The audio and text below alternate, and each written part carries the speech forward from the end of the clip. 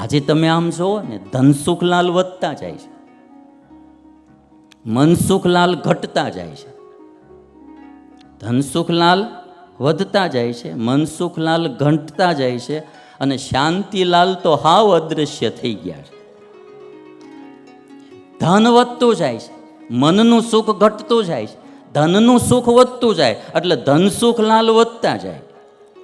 પણ મનનું સુખ ઘટતું જાય એટલે મનસુખલાલ ઘટતા જાય, અને મનસુખલાલ ઘટી જાય એટલે શાંતિલાલ તો અદૃશ્ય થઈ જાય. આજે સાયકોલોજીસ્ટ લોકોનું જે ધોમધોમ ચાલે છે, અમારે હમણાં સદ્ધામના પ્રિન્સિપાલ કહેતા હતા કે ડૉક્ટર બનવું એ જ જરૂરી છે એવું નથી, સાયકોલોજીસ્ટ ડૉક્ટર બનો. એક તો રાતે 12 વાગ્યે તમને કોઈ ઊભા ન કરે, અને એટલા પ્રોબ્લેમો અટાણે સાયકોલોજીના છે, માનસિક રોગો, માનસિક ચિંતાઓ, માનસિક ટેન્શનો, અને આપણા ભારત દેશ કરતાંય વિદેશોમાં ઝાઝા છે. ભારત દેશ તો ભારત દેશ છે, એટલા માટે કે અહીંયા તો હજી સાધુ સંતોની ધૂણિયું ધકે છે, જે મોજ કરાવે ને સારી સમજણો આપે છે. ભાઈ અહીંયા આવા આયોજનો થાય છે. આમાં કોઈને કાંઈ લેવા દેવા ખરા ભાઈ? આપણે એને કોઈ નાત જાત નહીં, કોઈ સંપ્રદાયવાદ નહીં, કોઈ વાડાવાડી નહીં, બધા ભેગા મળી 7 દાડો બધા ભેગા મળીને કથા સાંભળે, ભગવાનનું ભજન કરે, ભક્તિ કરે, સારી સમજણ મેળવે. અને એટલા માટે કેવલ ભૌતિકતા, હું એવું નહીં કહેતો ભૌતિકતા સારી, ભૌતિક સુવિધા બી હોવી જોઈએ, સાથે આધ્યાત્મિકતા, ધાર્મિકતા પણ હોવી જોઈએ. અને એટલા માટે જેને મનની શાંતિ જોતી હોય, ખાલી તમારા માટે નહીં, અમારા સાધુ સમાજમાં જેની પાસે કેવલ ભૌતિકતાઓ વધી, આધ્યાત્મિકતા ગૌણ પડી, એના ચેલાઓએ હત્યાઓ કરી નાખ્યાના દાખલાઓ છે. સત્તાઓ લેવા માટે ચેલાઓ જ ગુરુને મારી નાખે, ગુરુ જાય તો ગદ્દીપતિ હમ બન જાય. તમારામાં જ એવું નહીં, પેલા રાજા મહારાજાઓમાં આવું હતું.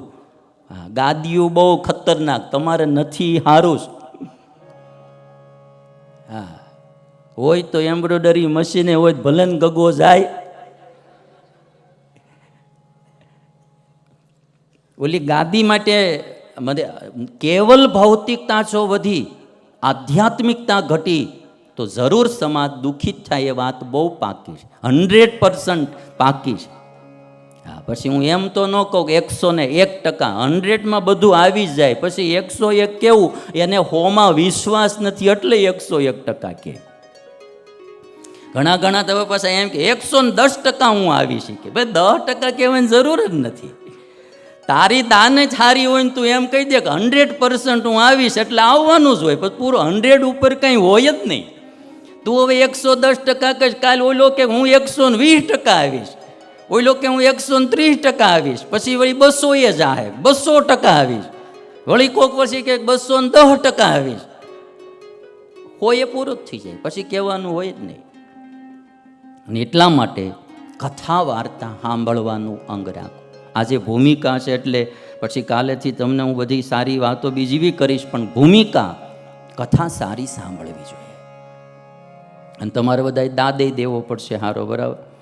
જો તમને હું કથાની વાત કરી દઉં, કથા સાંભળવાનું અંગ, સૌથી મોટું અંગ એ સ્વામિનારાયણ ભગવાનને હતું. કથા સાંભળવાનું અંગ સૌથી મોટું કોને હતું? સ્વામિનારાયણ. એટલે શતાનંદ સ્વામીએ જેને મેં ગ્રંથની તમને હમણાં વાત કરીને, એ શતાનંદ સ્વામીએ શું લખ્યું ખબર? ઓમ શ્રી સત્શાસ્ત્ર વ્યસનાય નમઃ. સ્વામિનારાયણ ભગવાનનું એક નામ પાડ્યું. શું નામ પાડ્યું?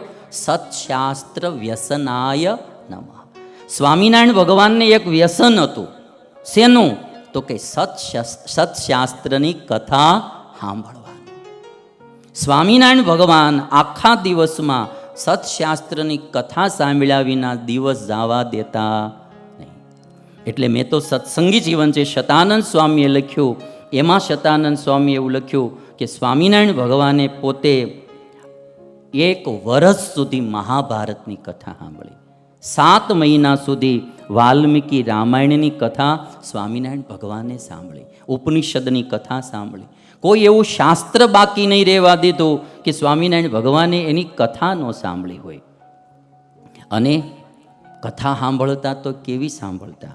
પ્રેમાનંદ સ્વામી લખે કે આમ પરાયણે પરાયણે કોકની હારે ગયા હોય કથામાં, એમ નહીં, રસપૂર્વક સાંભળે. 3 પ્રકારના શ્રોતા હોય. એક તમે ભોજન જો ને તો ભોજનમાં 3 પ્રકારના માણા હોય. એક ભૂખ્યો હોય, એક ધરાયેલો હોય, બરાબર, એક ભૂખ્યો માણા હોય. ભૂખ્યાને ભોજન કેવું લાગે? મીઠું લાગે. બાજરાનો રોટલો ને અડદની દાળ હોય ને તો મીઠી લાગે. ધરાયેલો હોય એને એટલું મીઠું ન લાગે, બરાબર. ભૂખ્યો હોય એને બહુ મીઠું લાગે. એમ કથા બી જે માણા ભૂખ્યો હોય ને એને મીઠી લાગે, ધરાયેલો હોય એને એટલી ફીકી લાગે, એને એટલી મીઠી ન લાગે. સ્વામિનારાયણ ભગવાન જે કથા સાંભળતા એ રસપૂર્વક સાંભળતા. અને હું હમણાં અમારા વિદ્યાર્થીઓને બધાને સદ્ધામમાં એક વાત શીખવાડું કે આ દુનિયામાં આનંદ તો આપણા હાથમાં છે, ક્યાંય બહાર હોતો નથી. હા, માણસ જે નર્વસ થઈને ઢીલો પડી જાય, માણસ નર્વસ થઈને મરી જવાના વિચાર કરે, માણસ નર્વસ થઈને ખોટે માર્ગે જવાના વિચાર કરે, એના માટે હું છોકરાઓને કહું કે nothing is interesting in life if you are not interested.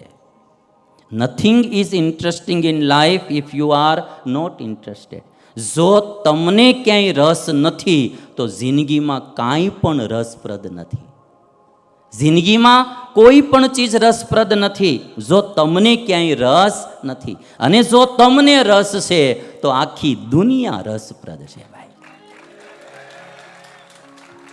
અને આનું હું બહુ તમને એકદમ સિમ્પલ એક્ઝામ્પલ આપું. ઘણી વાર અમારી બી રસોડામાં પીઝા બને, બરાબર, પણ મને આરામ છે પીઝામાં રસ જ નહીં લ્યો. મને પીઝું ફાવે જ નહીં.